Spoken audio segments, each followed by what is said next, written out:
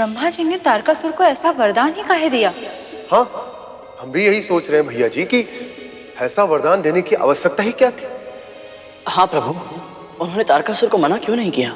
क्योंकि भगवान भी भक्ति की शक्ति से बंधे हुए होते हैं। ब्रह्मदेव को भी तपस्या के नियम का पालन तो करना ही था। तारकासुर की भक्ति से विवश होकर उसे वरदान तो उन्हें देना ही था। पर जब भगवान किसी को ऐसा वरदान देते तो भले ही कुछ समय के लिए उसका प्रभाव नकारात्मक क्यों ना हो, पर अंत में वही वरदान संसार के कल्याण का कारण बन जाता है। और यहां भी ऐसा ही हुआ। ब्रह्मदेव से आशीर्वाद लेकर तारकासुर भी दुष्टता की सभी सीमाएं पार कर रहा था और पूरे संसार में अपना वर्चस्व फैला रहा था। सभी देवगण उसके अत्याचार से परेशान थे।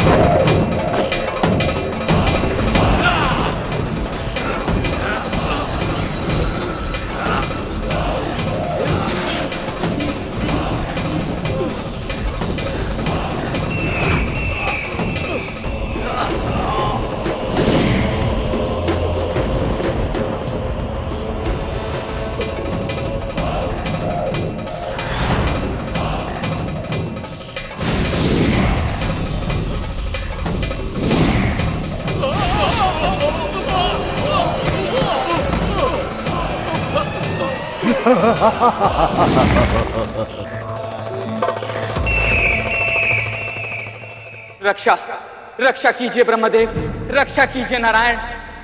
तारकासुर का उत्पात बहुत बढ़ गया है प्रभु। हमने बहुत प्रयास किया परंतु हम सब मिलकर भी उसे रोकने में विफल रहे। असुर राज तारकासुर की, महाबली तारकासुर की, असुर राज तारकासुर की, महाबली तारकासुर की। हमें स्वर्ग से निष्कासित करके उस तारकासुर ने स्वर्ग के सिंहासन पर अपना अधिकार कर लिया है प्रभु।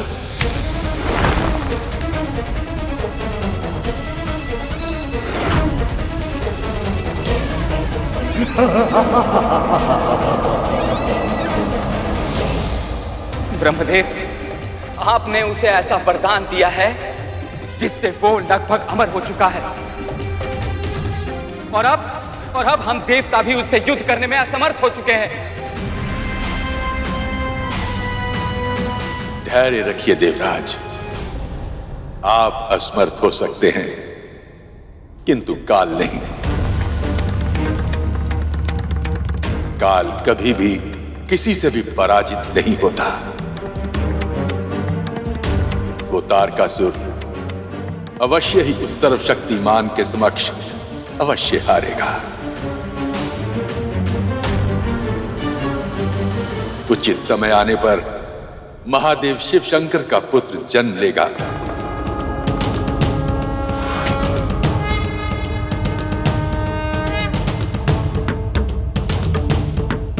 और तारकासुर का अंत अवश्य करेगा। पर यह कैसे संभव है ब्रह्मदेव? देवी सती महादेव में लीन हो चुकी हैं और महादेव समाधि में हैं।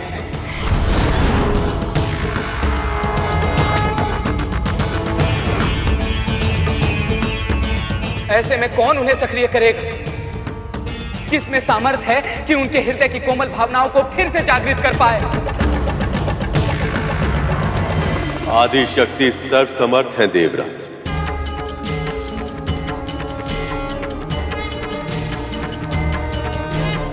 वह एक बार फिर से जन्म लेंगे, एक बार फिर से शिव और शक्ति का मिलन होगा।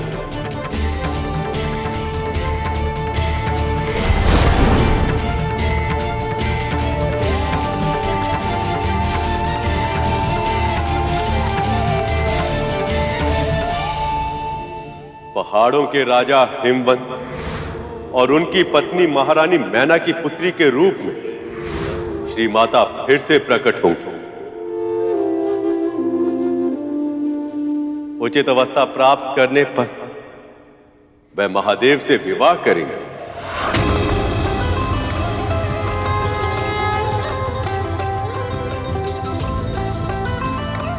आपको जानकर सुखद आश्चर्य होगा कि महाराज हिमवंत और महारानी मैना पहले से ही श्री माता का व्रत आरंभ कर चुके हैं। तारकासुर अपने शक्ति के आवेश में ये भूल चुका था कि उसके अंत का कारण शीघ्र ही जन्म लेने वाला है।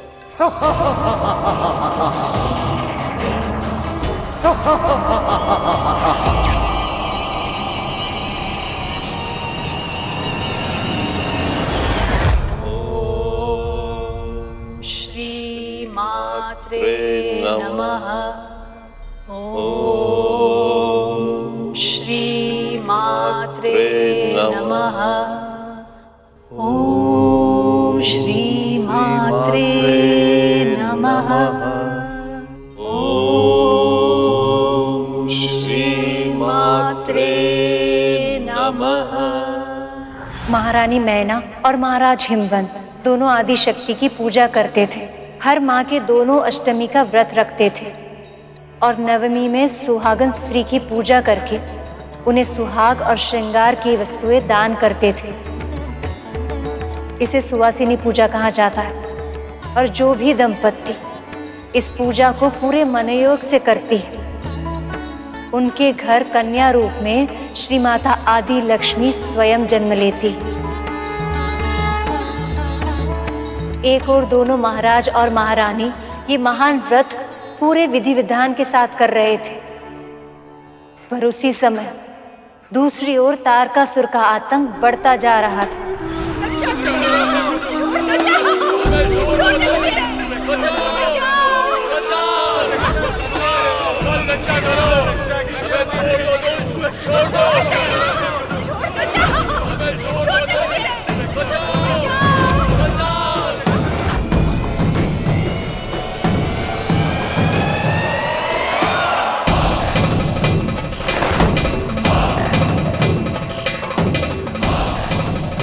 ना जाने श्री माता कब प्रसन्न होगी, कब उनका जन्म होगा, कब महादेव से उनका मिलन होगा और कब वो उन्हें विरक्त की अवस्था से बाहर लाएंगे। कब उनके पुत्र का जन्म होगा और कब होगा इस दुष्ट अत्याचारी तारकासुर का अंत।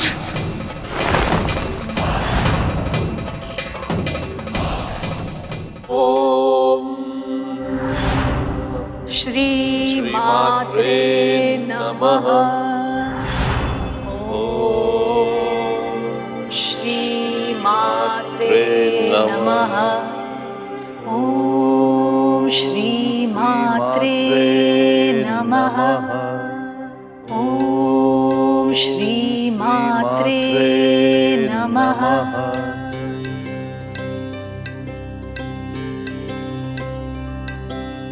बड़े प्रयत्न और भक्ति के बाद मां आदि शक्ति ने मैना देवी और महाराज हिमवंत को दर्शन दिया।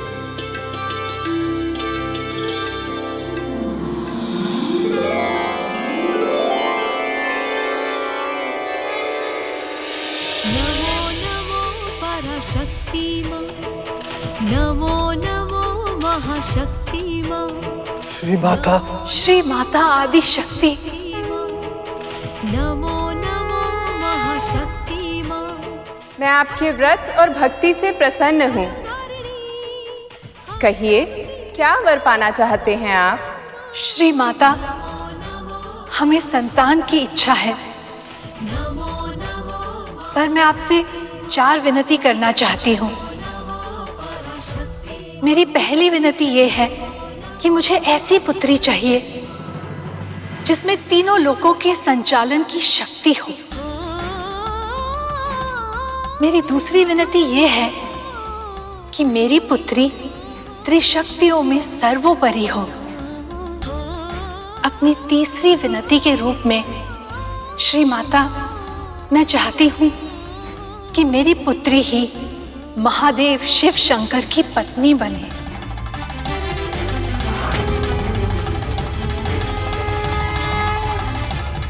अर्थात आप दोनों मुझे ही अपनी पुत्री के रूप में प्राप्त करना चाहते हैं। हाँ माता, हमारी यही इच्छा है। और चौथी विनती वो क्या है देवी? श्री माता, हम चाहते हैं कि हमारी पुत्री के जन्म से पहले हमारे 100 पुत्र जन्म ले, ताकि हमारी पुत्री के जन्म के बाद उसे 100 भाइयों का स्नेह मिल सके।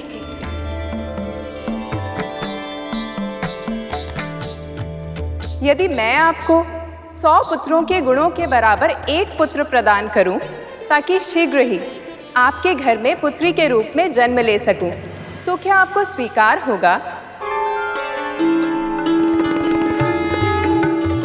ये तो हमारा सौभाग्य होगा माता। मेरे भाई का नाम मैनाक होगा। जब भविष्य में हनुमान लंका जाने के लिए समुद्र लांघेंगे, तो मैनाक पर ही कुछ क्षण के लिए विश्राम करेंगे। मैनाक के बाद मेरा जन्म होगा, और मेरे जन्म के बाद आपको 99 पुत्रों की प्राप्ति होगी। सभी अश्वान होंगे और 10 दिशाओं में आपके वंश की कीर्ति का प्रसार करेंगे।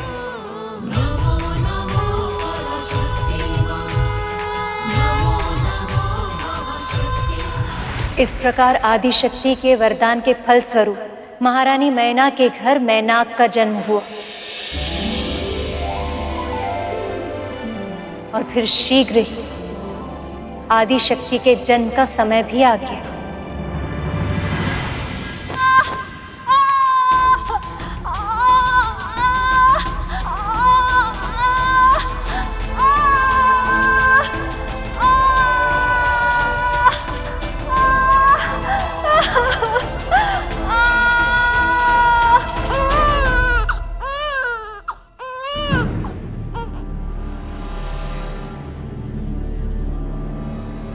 बधाई हो महाराज, पुत्री ने जन्म लिया है।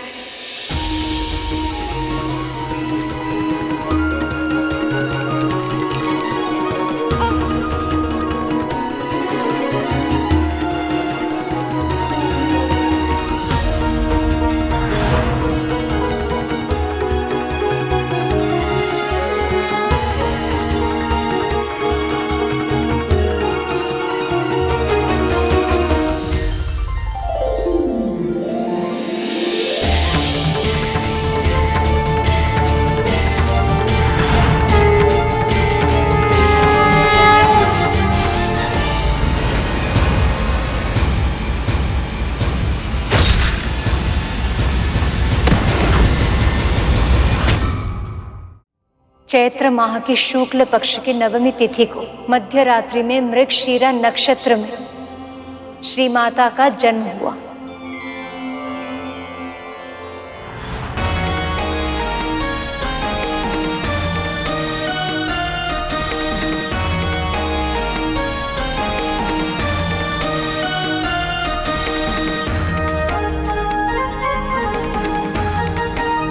प्रणाम श्री माता।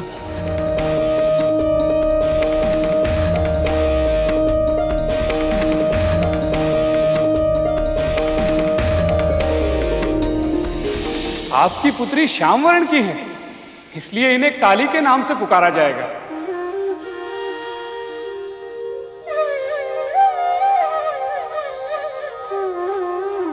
पर्वत की पुत्री होने के कारण इन्हें पार्वती, शैलजा और शैलपुत्री के नाम से भी पुकारा जाएगा।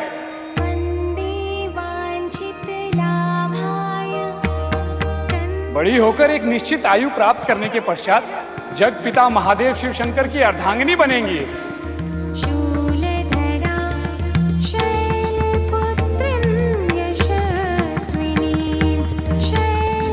नारायण नारायण।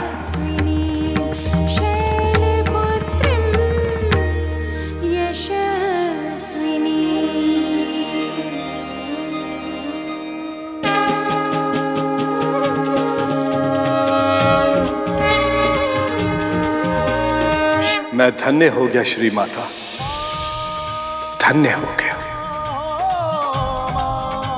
माँ शैलपुत्री की जय, माँ शैलपुत्री की जय, माँ शैलपुत्री की जय, शैलपुत्री की जय, शैलपुत्री की जय, महाराज हिमवंत और महारानी मैना ने पुत्री के जन्म के लिए बहुत अधिक प्रार्थना की थी और इसीलिए उन्हें माँ ललिता के अवतार के माता पिता बनने का सौभाग्य प्राप्त हुआ। और सत्य तो ये है कि जब किसी साधारण दंपत्ति को भी कन्या रत्न की प्राप्ति होती है तो उसमें भी श्री माता का अंश होता है।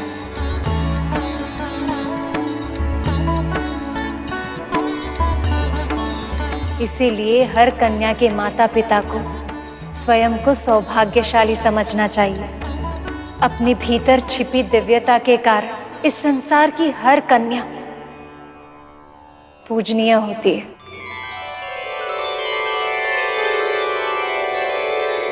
जो प्राणी किसी कन्या का पालन पोषण प्रेम से करता तो उसके सभी वंशजों को कई वर्षों तक अधिक से अधिक आशीर्वाद प्राप्त होता है।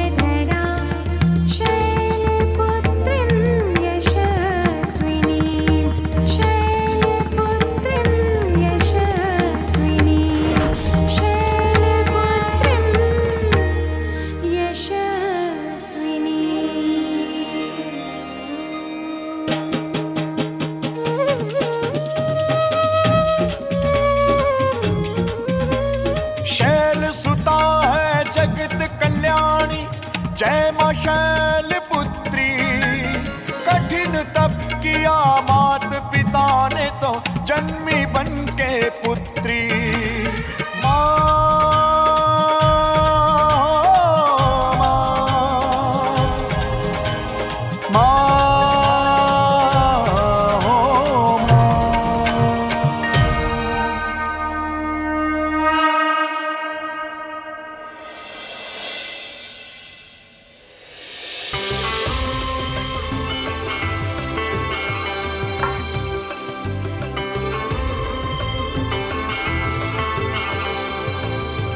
हे मां शैलपुत्री, दर्शन दीजिए। दर्शन दीजिए मां। हे मां शैलपुत्री, मुझे दर्शन देकर मुझे आशीर्वाद दीजिए मां, कि मैं शीघ्र ही अपने प्रभु का वाहन बनकर उनकी सेवा कर पाऊं।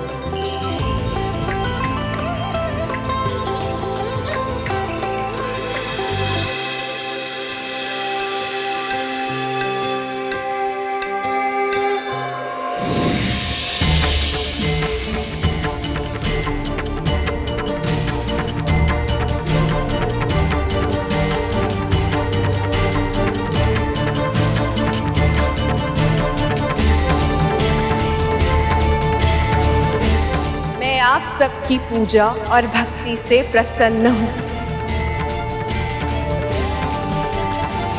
सुपर्ण, तुमने मेरे इस व्रत का पालन किया।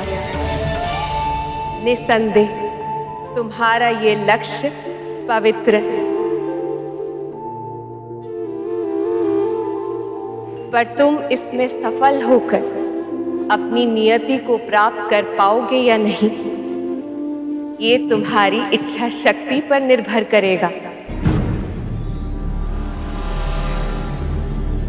किसी भी कार्य को आरंभ करना सरल होता है पुत्र, परंतु उसे निरंतर करते रह पाना कठिन। यदि तुम अगले 9 दिनों तक सभी 9 देवियों की पूजा का संकल्प पूरा कर पाए तो अपना लक्ष्य अवश्य प्राप्त कर पाओगे।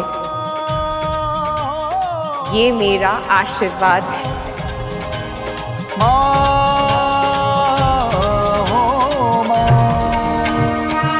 जब से हमारा पुत्र चला गया है, हमारा भक्ति से विश्वास ही उड़ गया था और पुत्र को वापस पाने की आशा भी हम खो चुके थे। पर आपकी भक्ति के साथ साथ वो आशा भी पुनः जाग गई है और हमें पूरा विश्वास है कि आप हमारे पुत्र को भी शीघ्र ही हमारे पास लौटा देंगे।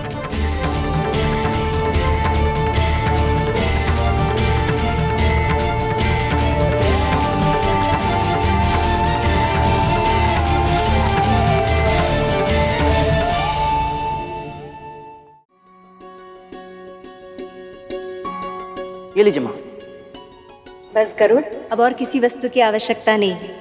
जानते हो गरुड़, व्रत में ना कंदमूल जैसे लौकी, शकरकंद और शिंगाड़े के आटे से बना हुआ अन्न, ऐसा हल्का फुल्का भोजन किया जाता है। और वो भी दूध के साथ।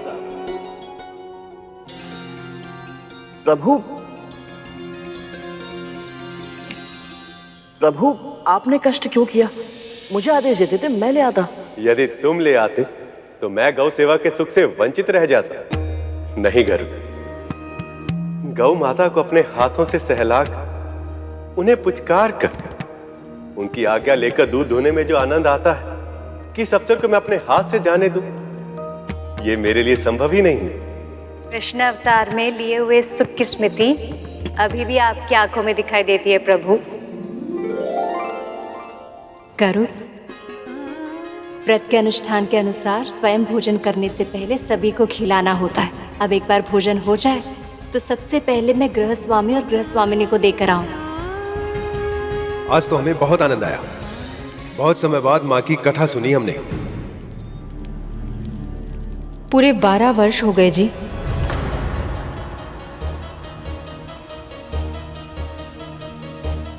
हम जानते हैं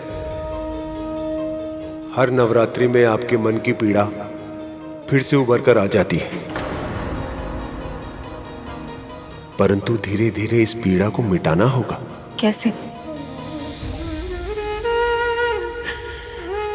कैसे भूल जाए उसे जिसे 9 महीने अपने कोख में रखा है,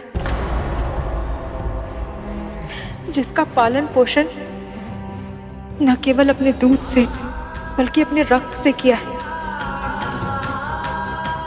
अपने प्राणों से अधिक जिसे प्रेम किया है, उसे कैसे भूल जाए जी? आप बतलाइए, क्या आप भूल सकते हैं वो दिन जिस दिन आपके हृदय का अंश आपको और हमें छोड़कर न जाने कहां चला गया? बतलाइए ना, करिएगा ऐसा।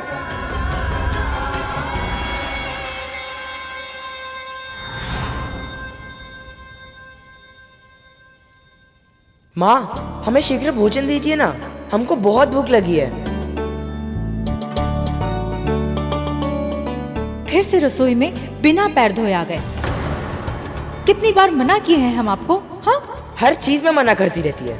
बिना पाँव धोए रसोई में ना आए, हलवाई से लेकर मिठाई ना खाए, सूर्यास्त के बाद घर से बाहर ना निकले।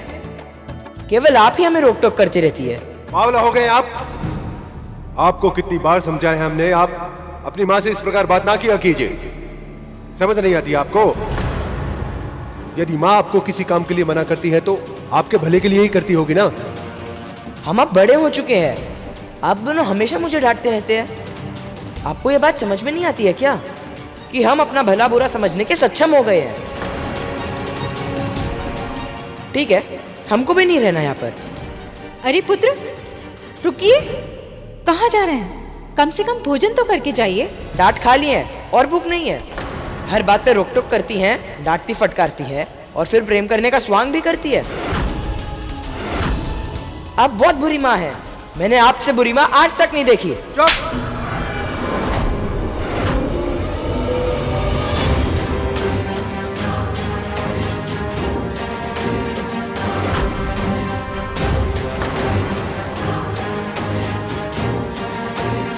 अरे रहने दीजिए। क्रोध शांत होगा तो लौट आएंगे, ना तो कहां जाएंगे इतने बड़े संसार में।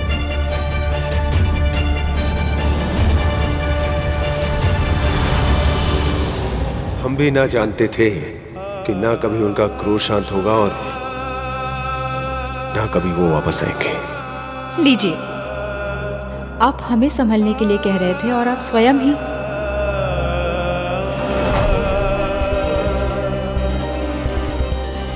पुत्र के जाने के दुख में इन दोनों ने उत्सव मनाना ही छोड़ दिए थे, इसलिए हम यहाँ आए हैं भक्ति पर इनका विश्वास वापस लाने। कभी कभी भक्त की आस्था वापस लाने के लिए भगवान को भी किसी न किसी रूप में आकर प्रयत्न करना पड़ता है। सुनिए बहन जी,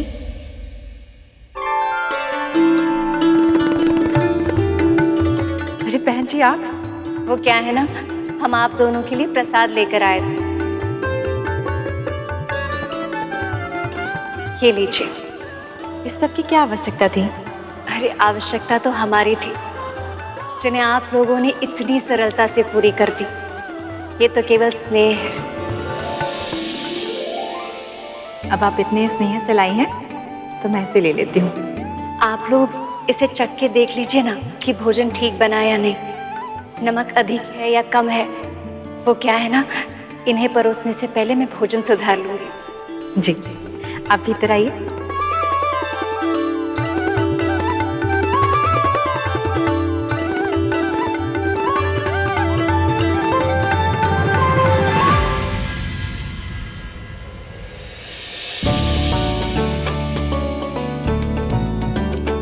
सचमुच बहन जी, प्रसाद तो बहुत स्वादिष्ट बनाई हैं आप, माँ भगवती की कृपा से। धन्यवाद। आज नींद बहुत अच्छी आएगी। आप दोनों अपनी चिंता माँ पर छोड़ दीजिए, मैं चलती हूँ। जय माँ भगवती। जय माँ भगवती। जय माँ भगवती।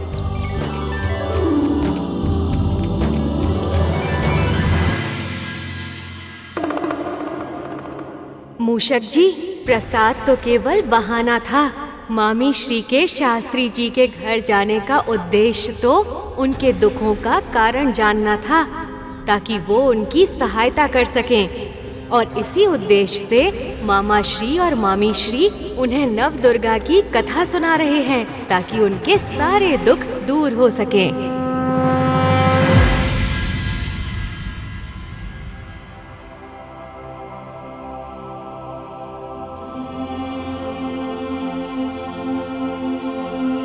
मैं तो अपनी माँ से एक पल के लिए भी क्रोधित नहीं रह पाता। वो कैसा पुत्र होगा जो 12 वर्षों तक क्रोधित है। किसी की परिस्थितियां जाने बिना उसके बारे में अपना विचार बना ले या उनके व्यवहार पर अपना निर्णय दे दे, ये उचित नहीं है गरु। और यदि किसी व्यक्ति से भूल हो जाए और उस भूल को सुधार ले तो उसे भूला नहीं कहते। और मुझे पूर्ण विश्वास है श्री माता इस दंपत्ति को कथा सुनने का पुण्य अवश्य देंगी। इन दोनों को अपने पुत्र से अवश्य मिलाएंगी ये।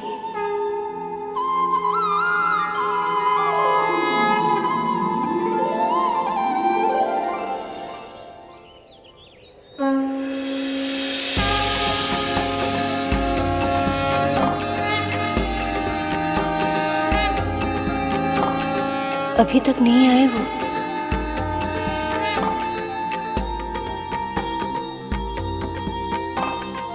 अरे आ गए आप लोग।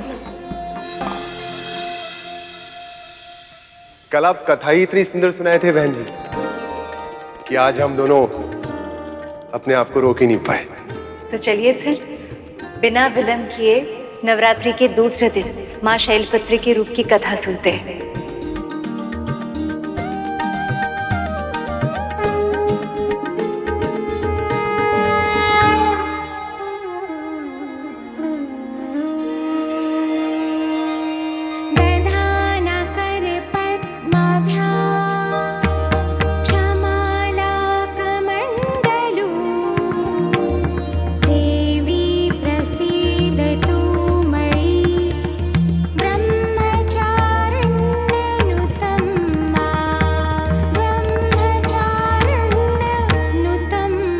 ब्रह्म का अर्थ होता है वेद तत्व तपो ब्रह्म, अर्थात वेद तत्व और तप ही ब्रह्म है।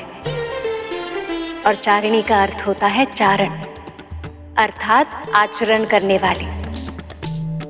इस प्रकार ब्रह्मचारिणी का अर्थ हुआ तप का आचरण करने वाली। देवी का ये रूप पूर्ण ज्योतिर्मय है और अत्यंत भव्य। इनके इस रूप के दाएं हाथ में जप की माला है और बाएं हाथ में कमंडल। माँ, देवी माँ का ये रूप कैसे उजागर हुआ, इसके बारे में विस्तार में बताइए ना। समय के साथ साथ महाराज हिमवंत और महारानी मैना की पुत्री काली चंद्रमा की कलाओं की तरह खिलती जा रही थी और देखते ही देखते वो बड़ी हो गई। महारानी मैना और महाराज हिमवंत ने शैलपुत्री को बाल्यावस्था से ही अच्छे संस्कार दिए थे, जिनके कारण उनका स्वभाव सुशील हो गया था।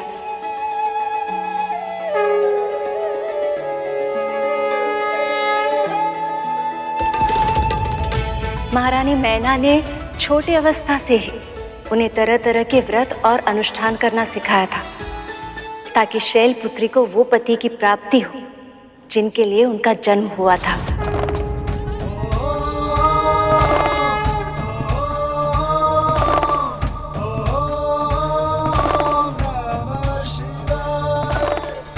उसी समय तारकासुर के बढ़ते हुए आतंक के कारण सभी देवता भी महादेव शिव और शैलपुत्री के मिलन के लिए आतुर थे, और दूसरी ओर शैलपुत्री का संसार उसके महल के भीतर ही सीमित था, और इन्हीं के कारण देवता भी चिंतित थे। आपसे क्या छुपा है देवर्षि, आप हम देवताओं की सारी स्थिति अच्छी तरह जानते हैं।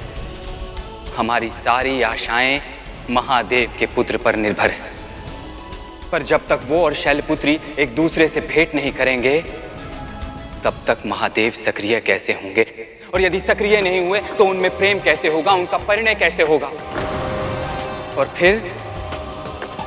फिर उन्हें पुत्र कब प्राप्त होगा। कुछ कीजिए महामुनि, उनका मिलन शीघ्र कराने के लिए कोई तो उपाय निकालिए मुनिवर। मैं आपकी दशा समझ रहा हूँ देवराज, मैं पूरा प्रयास करूंगा। नारायण नारायण।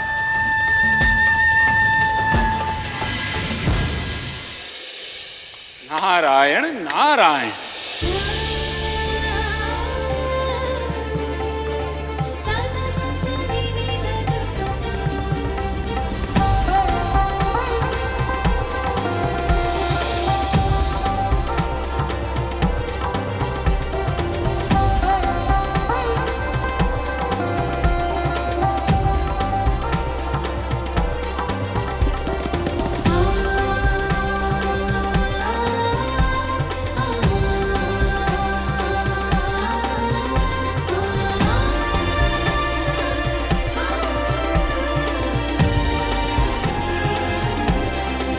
साक्षात शिव प्रिय मां सती का रूप, अर्थात ये संसार फिर से एक बार शिव और शक्ति का मिलन देखने वाला है।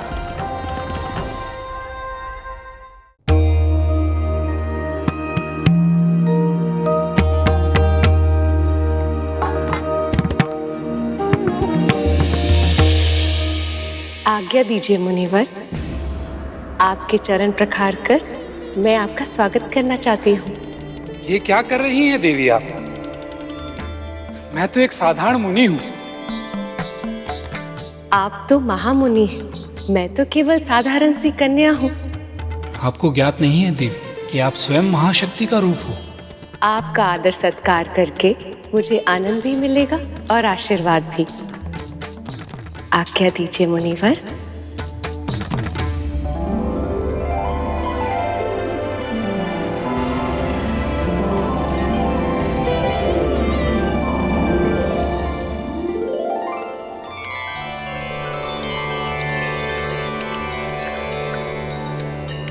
आपका ये सेवा भाव देखकर मैं धन्य हो गया।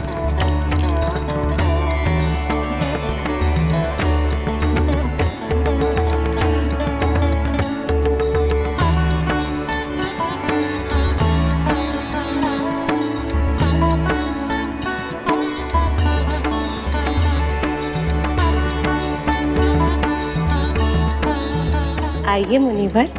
मैं तो ये भी नहीं जानता कि आप मुझे आशीर्वाद दे रही हैं या फिर मेरी कामना को फलीभूत होने की शक्ति प्रदान करके पूरे जगत को आशीर्वाद दे रही हैं। परंतु मेरी कामना है आपका विवाह उन्हीं के साथ हो जिन्हें पति रूप में प्राप्त करने की इच्छा समय आपके हृदय में सहज रूप से प्रकट करे,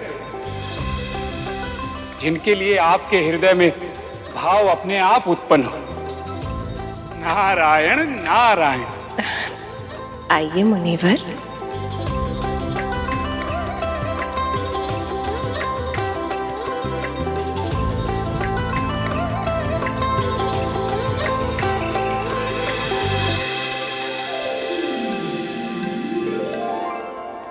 मैं पर्वतों का राजा हूं। दूर दूर से ऋषि मुनि मेरे पर्वतों पर आकर तपस्या करते हैं। उनके आतिथ्य और उनकी सुरक्षा का दायित्व मुझ पर है, किंतु फिर भी तारकासुर के आतंक से मैं उनकी रक्षा करने में असमर्थ हूं, और यही मेरे हृदय में दुख का सबसे बड़ा कारण है।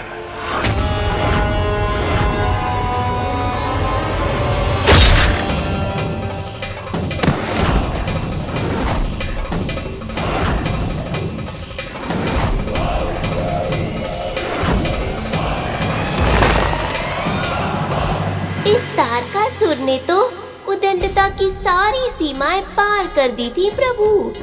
हर पापी की तरह तारकासुर भी अपने पाप का घड़ा भर रहा था, किंतु नियति ने उसके पतन की योजना पूर्व में ही निर्धारित कर ली थी।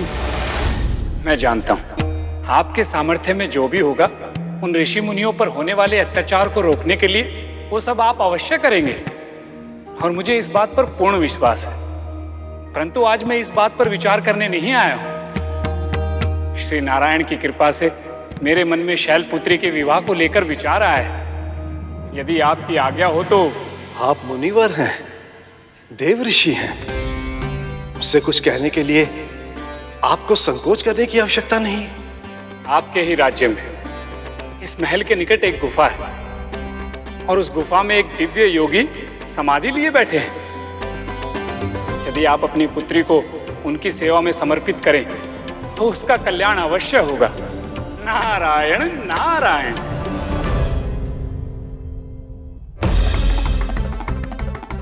नारद के सुझावों के पश्चात संसार की सबसे सुंदर मिलन का आरंभ हो गया है। देवी सती के आत्मदहन के पश्चात शिव और पार्वती के मिलन को देखने हेतु समस्त संसार उत्सुक है। फूल जैसी कोमल है वो, आज तक एक पल के लिए भी कभी मुझसे दूर नहीं रही है। संसार की विषमताओं को भी नहीं समझती है वो, और आप अभी से इस अल्प अवस्था में ही किसी सन्यासी की सेवा के लिए निर्जन गुफा में भेजने को तैयार हो गए उसे। मेरे हृदय का अभिन्न अंग है वो, किंतु ये बताने में भी आप असमर्थ है कि पार्वती को कब तक उन सन्यासी की सेवा करती रहनी पड़ेगी। अगर इस बीच हमारी पार्वती से कोई भूल हो गई तो? नहीं होगी। हमने अपनी पुत्री को उचित संस्कार दिए हैं महारानी। मुझे अपनी शिक्षा और आपके पालन पोषण पर पूर्ण विश्वास है। जीवन में योग्य बनने के लिए हमारी पार्वती को ऐसी परीक्षाओं का सामना करना ही चाहिए। हम माँ बाप कब तक उसके साथ रहेंगे? हमेशा तो साथ नहीं रह सकते ना। हमें उसे योग्य बनाना है, आत्मनिर्भर बनाना है, उसके अंदर आत्मविश्वास जागृत करना है। और फिर महारानी, कभी कभी कठिन उद्देश्य की प्राप्ति के लिए कठोर निर्णय लेने ही पड़ते हैं। पर महाराज, उसका विवाह? अगर देव ऋषि नारद ने ये निर्णय लिया है तो अवश्य ही उसका कल्याण होगा। और फिर अग्नि में तपकर ही स्वर्ण कंचन बनता है।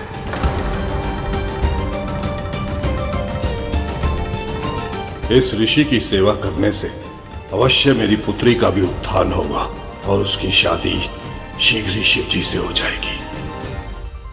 इस कथा के आरंभ होने की प्रतीक्षा मैं भी आतुरता से कर रहा था।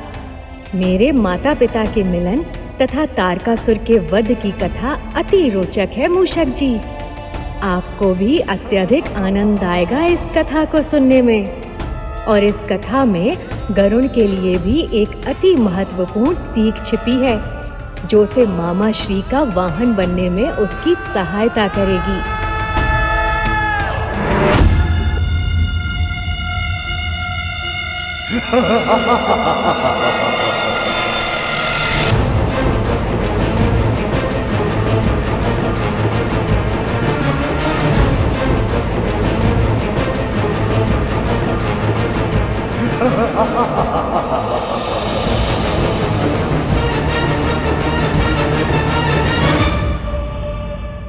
पक्षीराज गरुड़ के साहस भरे कारनामे देखने के लिए चैनल को सब्सक्राइब करें और साथ ही बेल आइकॉन दबाना न भूलें।